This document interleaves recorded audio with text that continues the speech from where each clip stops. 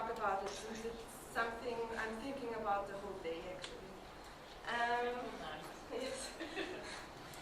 I want to start, and I also want to thank Ivan and Milena for being here with me, because for me it's very beautiful to be connected with other women especially from another country and also from another discipline. I think it's very nice that we manage to work together, even if we're living in different countries.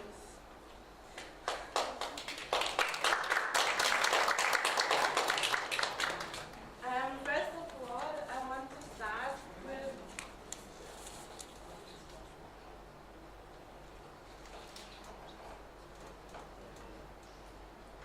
to think about this term visuality of this project, because I think it's a different thing to think about visuality, which is something Sun Chicha was talking today about. It's the way we are perceiving, it's the way we are using our eyes, it's the things we can see.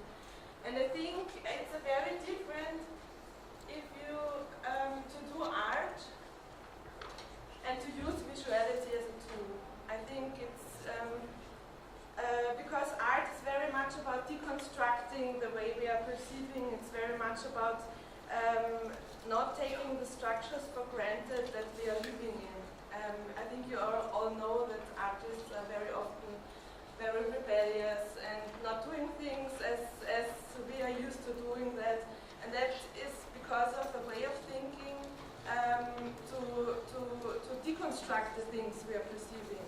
And it's a different thing, yeah, to deconstruct. And that is also what I did with Crocheting Math. Let's don't forget what we are here for. Yeah, Crocheting Math.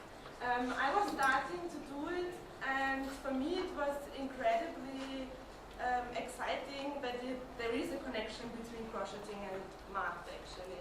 Because on the first way you think, okay, women do crocheting at home, and mathematics are being done at university.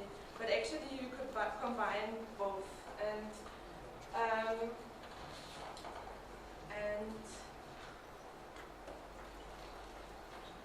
yeah, for me, crocheting became a tool for not only visualize or bring mathematical thoughts into reality. It's also something that got me connected to science, not only mathematics, also physics, and I got really excited about what I can really explore with just crocheting, and to think about shapes, think about how one can realize a shape. Yeah. Okay, I'm sorry. I have to concentrate now. What I really wanted to say. Yes, I was preparing a structure of art. I was thinking would be a very an idea of art which would represent very good what I think art could be, because it's always three things coming together, which is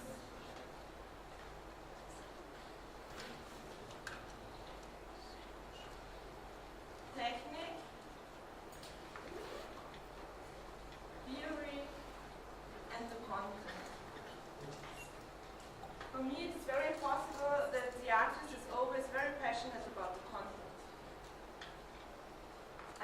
Theory can be philosophy, and it can all. I realized that the theory can also be math, actually. It can be used for creating art, for creating something about the content we are talking about. And this content can also be everything. It can be love, it can be, I don't know, death maybe. But it also can be math or science. And theory helps us to deconstruct those concepts we are living in. And the technique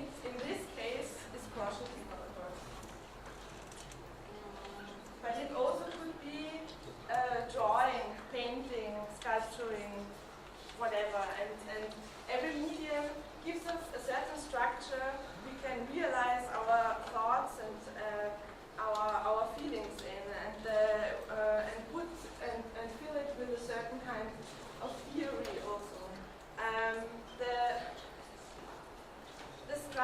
Now I want to talk about the structure that crocheting is serving us for realizing several shapes. Actually, yeah, I will show you.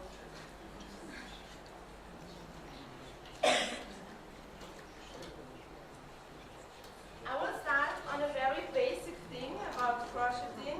It is not difficult to understand, but it very much shows how one can connect, how you as a mathematician can connect to this medium, this technique of crocheting, and use it for realizing mathematical thoughts you're having in mind.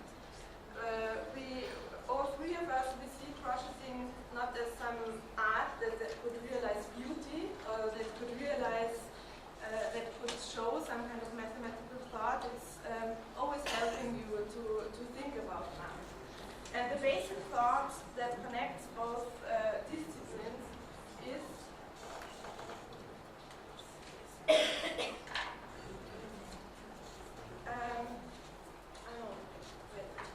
crocheting is having four basic elements. The first one is the chain stitch.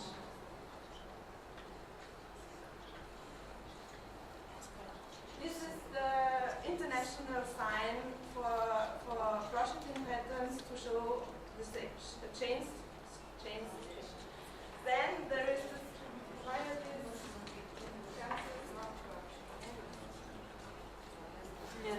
The second one is the single mesh.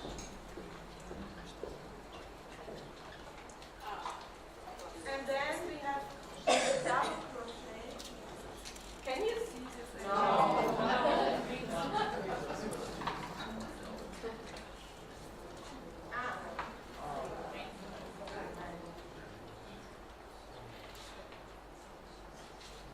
It's shown by a cross normally. And the double crochet looks like this. And you also can do a triple or a quadruple crochet, but those two are just modifications of the double crochet. Who of you knows how to do these meshes? So you know how they are looking like.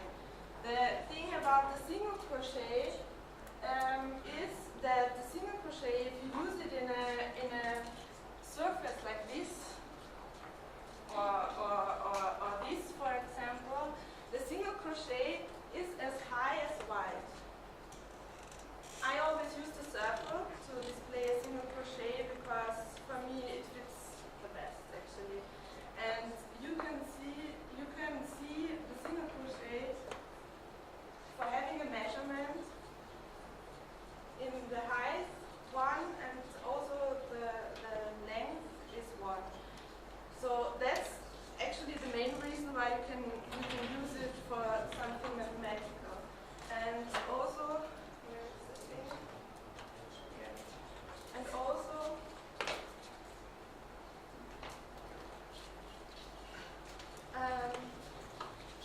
a main thing about crocheting, you're using a yarn, no? And that means that you have to put one mesh after another. And that is very much contains this word, this chain stitch, that you put those rows. So if I'm starting to crochet, I'm starting maybe with for example, with a line of 5 meshes. Then I do, wait, thank you very much. Then you do a flip switch. I won't explain it now. Please watch YouTube tutorials to really learn crocheting because it's very easy to learn it on YouTube actually, and I think it's more important to show this connection to math. You can do a chain stitch here, and then you go backwards, doing above those meshes, you put in the other meshes, and then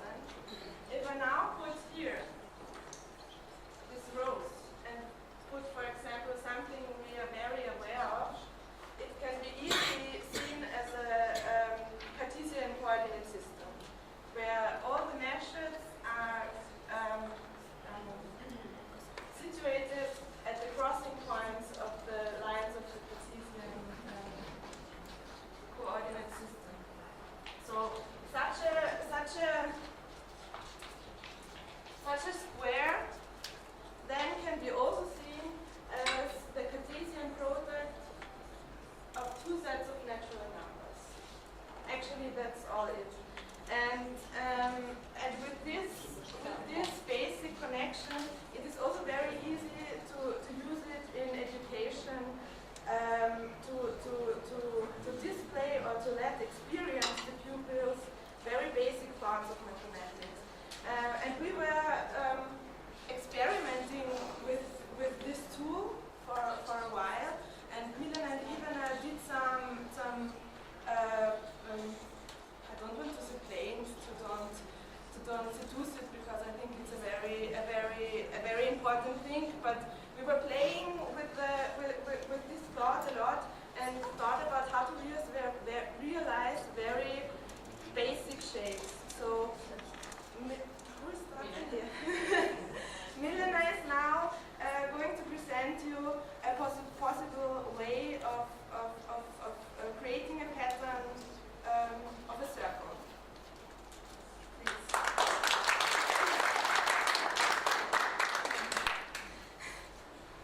Hello. Well, I know that somebody asked me, actually several people, how actually did three of us connected. I met Lilian last year in Eger, and I met Ivana 5 years in Moscow at Univerzitet University. We were there also at summer school. And then we had this idea, but somehow we needed a third person, so I found a third person last year, so it is so good. And then, first thing that we were thinking about, Lilian and me last year, when we wanted to do something together, the first thing that we were thinking about was actually how could we put crocheting with the math, but put it in education somehow. And then, as Lily said, we started to think about basic things. Basically, it is easy to put some high theories and everything, but to me it is very important to start from something really basic. So the first thing that we crocheted was a circle, and we wondering how could we do it to be flat, because we had a problem with that. Then we found one tutorial how it's dealing, and then we actually realized that there is a pattern, there is actually a math rule how to do that, and we connected it. I will show you later. We connected it to arithmetical progression, which can be really used in a high school, in a third year of high school, because there is a topic. And also the thing that we were thinking about, how can some other things can be useful.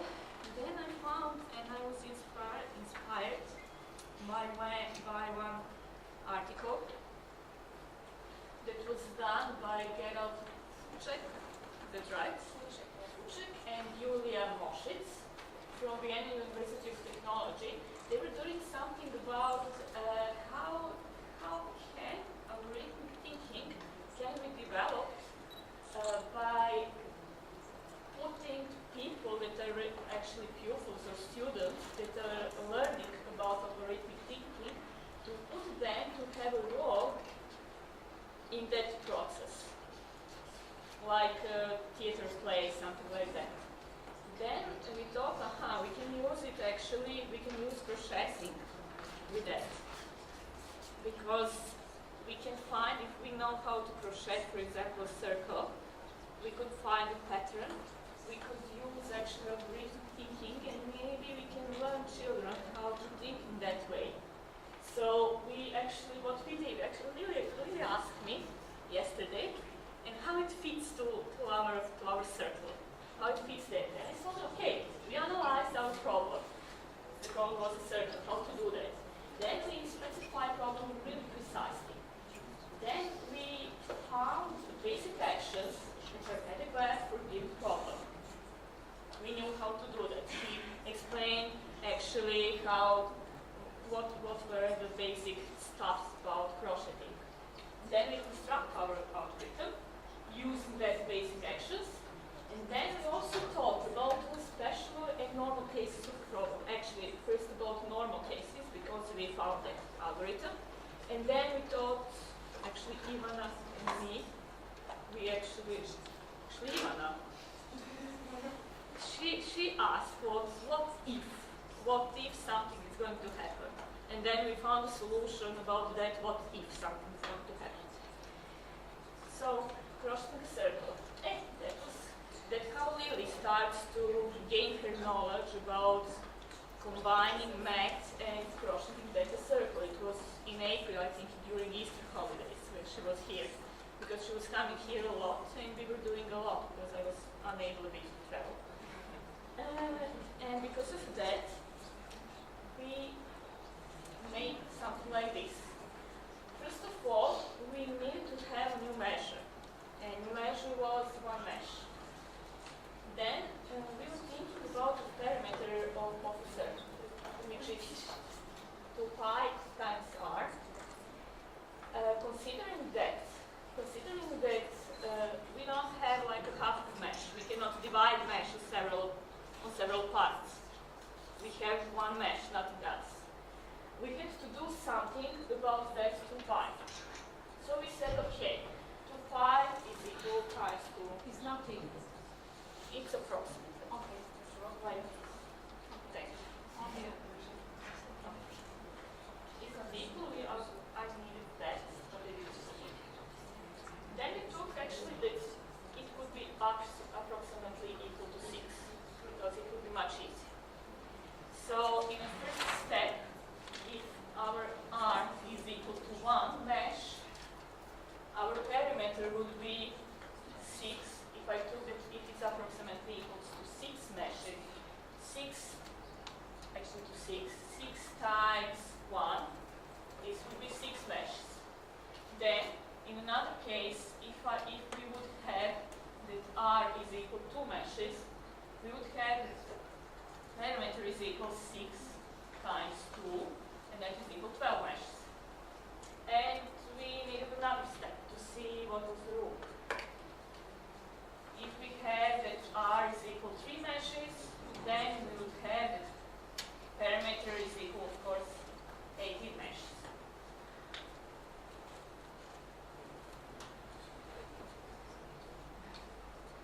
This was important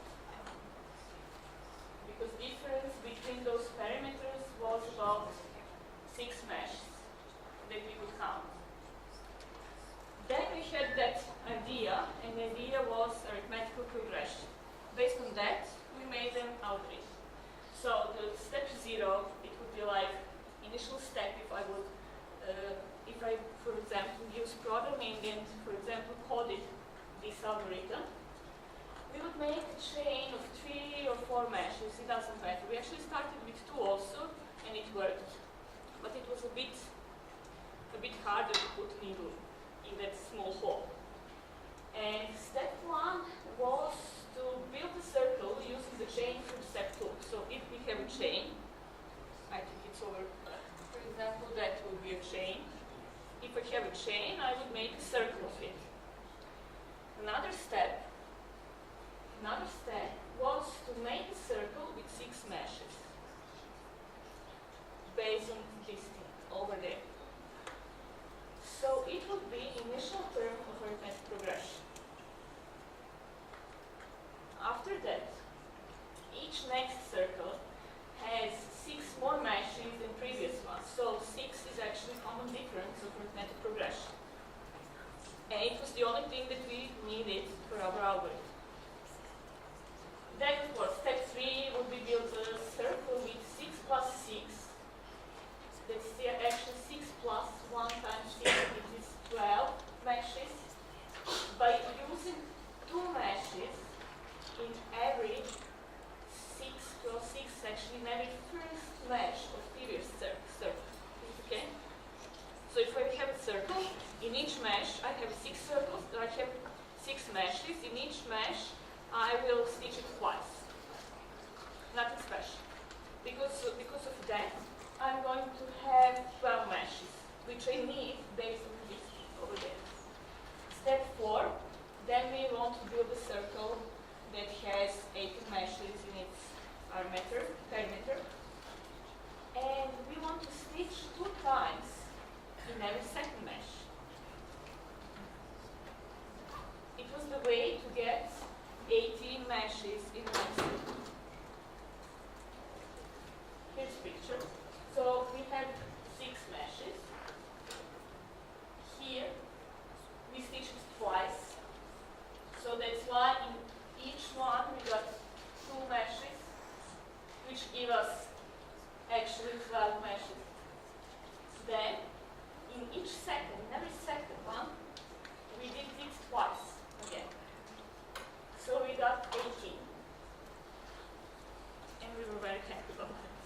and it was flat.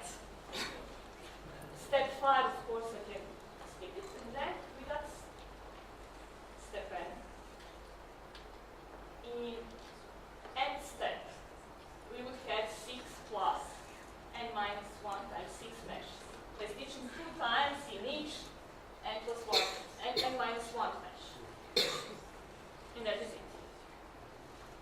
But then you want to ask me, what if we start from some number, from number of meshes that is maybe not 6 and that is maybe not divisible by 6. And then we were thinking, and so we had to have general solution and we had to modify actually our algorithm. So we will start from step 2, building a circle with k meshes. And I would ask, if k is divisible by 6, then we would do step 4 from previous algorithm.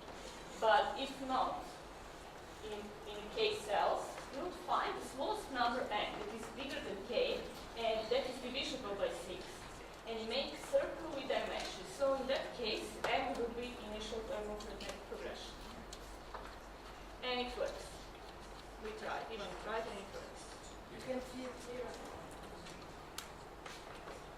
Yes, you can see it here, but I think... And later you can come and see it more closely. Yes. If you're interested. I'm still working on it, because I'm making the toys for a baby. So that would be it about circle. That's something that actually we did, and I think that each pupil can, almost each pupil can do the same. If we show them how to think in that way, if they investigate a bit, if they're researching a bit how it was made. So it is easy, and I think it provides something for them. And now Ivana is going to tell something about Crocheting Math. It's similar.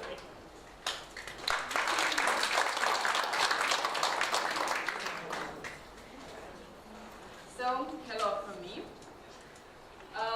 We were searching for a pattern for a square, and I will not just show you the algorithm. It's rather simple, but the process of making it was very interesting for me. So we started to look at a unit square with one mesh. And it just went flat. Okay, we have a square with the side of 2 meshes. We have 4 meshes. And if you're looking at a square with the side of 3 meshes, what is interesting here, if you get it, we were always crocheting from the inside in some sense. So for a circle, it was that one circle, then the other, then the other. And here was the same idea, to start from the center. So one square and then the other and then the other. So from the crocheting point of view, what we were interested are not all the meshes, but those on circumference. So here we have 8 meshes. Since one mesh is not approximation of a dot, but of a unit square. And if you're looking at the square with the side 4, we have 12 meshes. So, okay, it's easy. We have in each new square, we need to put 4 more meshes. So it's similar to this story about the circle, and we just need to put it on the edges, and we can make an algorithm. And I started to crochet it, but it was more like a circle and less than like a square. And I was really confused because calculations were fine, crocheting was fine, but square wasn't. So I needed to think a little bit more. Okay, then I needed to draw it to see what is going on. And then I realized we started with a square with the side 2 meshes, but the next round we have square with the side of 4 meshes, not 3. And the next round with the side of 6 meshes. So it's not that we are adding 4 meshes in each round, but 8. And the rule or pattern for it is to put 3 meshes on the edges. And how can we do that and put it in algorithmic way? Okay, similar step 1 for that chain, because we're using that chain for starting. Then it's simple to make that 4-chain square. Then adding 8 more meshes, just using those vertices. And okay, step 3, making in every first mesh 3 meshes. Then step 4, making in every second mesh 3 meshes and stuff like that. So we can make it like with step n, and we can have a square. Is it interesting for you? I don't know. But that process of thinking how to make an algorithm and of drawing a picture to realize what is going on was really interesting. But from aesthetic point of view, maybe something really well known in crocheting world is granny square. And it is really well used for different kind of clothes and different kind of blankets for children, for example.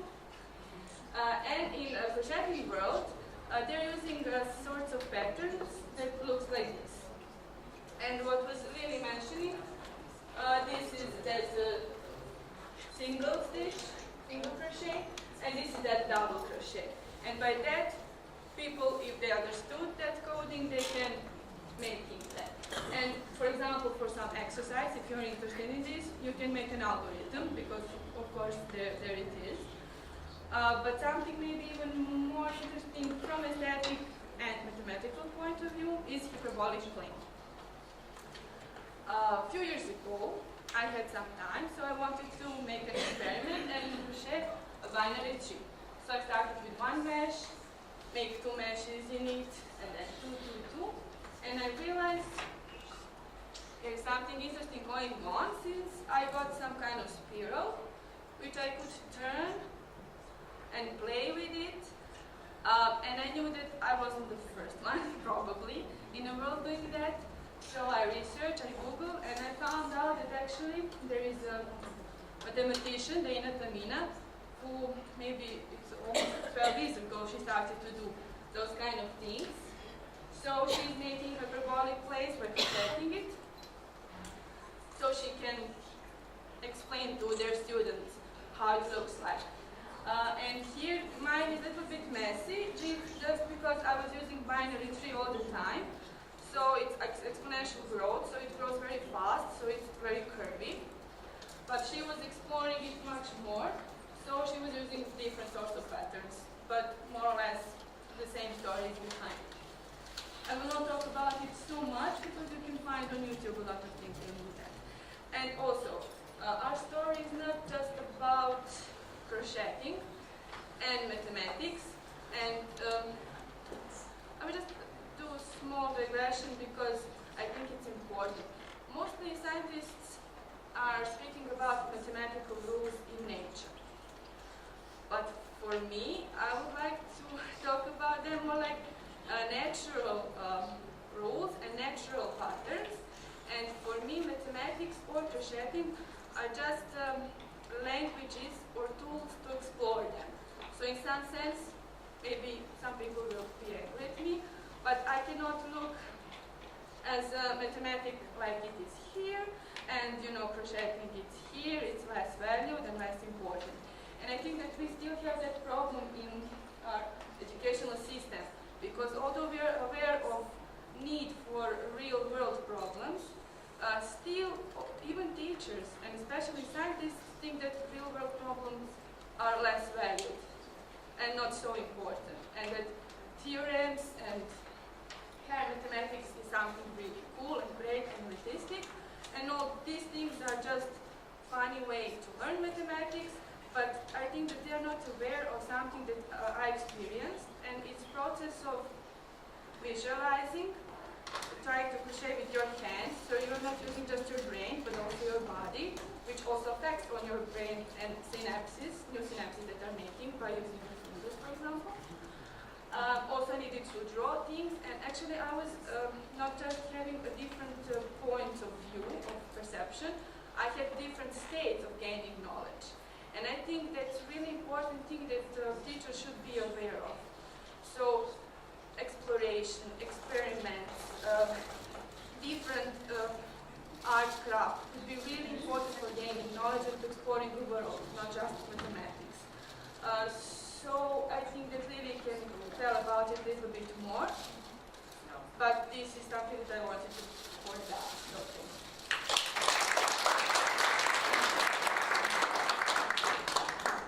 We will finish this session with a small concept of how to connect science and education. I am reading this book. It's a theory about science. Actually, it's very. I have to read every chapter 3 times because it's very difficult to understand. Actually, but it says it points out a very nice structure with which you can see. Which one? In front. This one?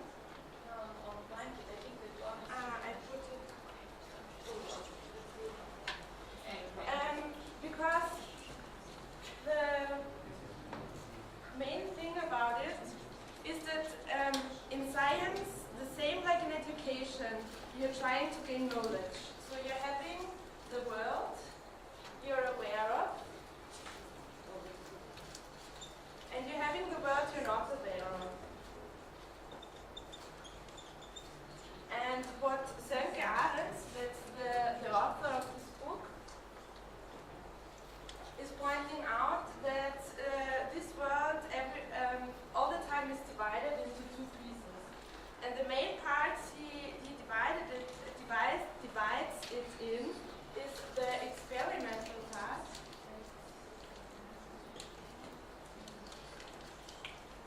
It's an experimental way of gaining knowledge. And the other one is the explorative part. You could also put on this side education. And on this side, on the other side would be then learning. I also thought that the division could also be here art and here visuality. Another division could be here touching the things, but with the hand that hopefully doesn't look like that one, and observing the things. And another one would be using the things we're having in our case it's crocheting as an instrument. And in this way you would use it like a tool. That's something like with a tool you're having some kind of goal in mind. And with an instrument you don't know what is happening, you're trying. Okay. You have another one presentation. Yeah.